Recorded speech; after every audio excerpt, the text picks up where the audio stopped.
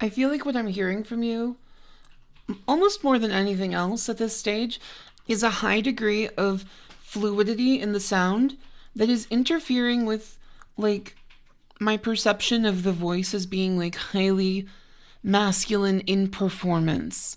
So let's take some of this as, like, some of the examples of what you're saying here and maybe, like, dissect it a little bit more.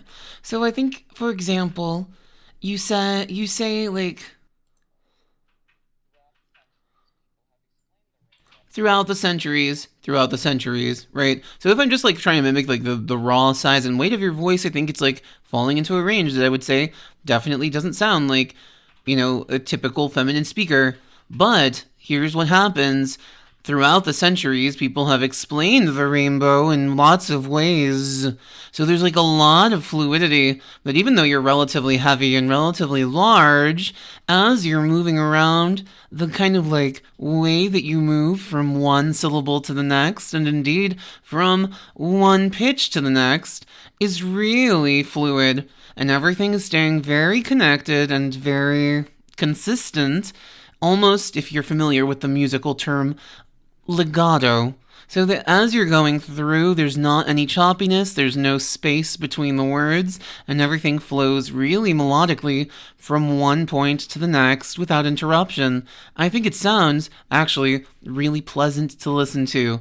But I think if you wanted to sound a little bit more typically masculine, even if I go smaller and lighter than you, if I really tried and, like, aimed to get a more choppy kind of behavior, with some pauses maybe between words, I might start to hear that this sound starts to sound a little less fluid and starts to sound more angular, a little bit more spaced out between the phrases and between words, and in general starts to sound a little bit more performatively masculine. No, really crucially, it's like, I don't want you to think that this is about being monotonous. I don't want you to feel like you have to be like here the whole time and never change anything about your voice. You are, in fact, invited to change things about pitch, about sort of like, the weight of the sound.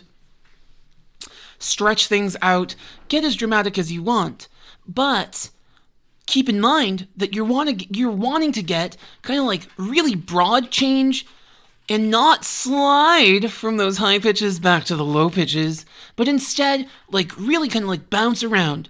Be a little bit down here, then a little bit up here, then a little bit down here, and a little bit up here again.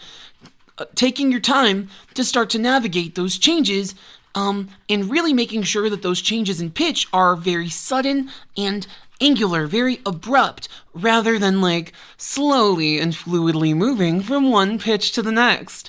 Because so long as I'm moving fluidly from one pitch to the next, it's gonna sound like I'm really like, yeah, I don't know, like it's just like really melodic sounding, and that kind of quality ends up reading a little bit more performatively feminine.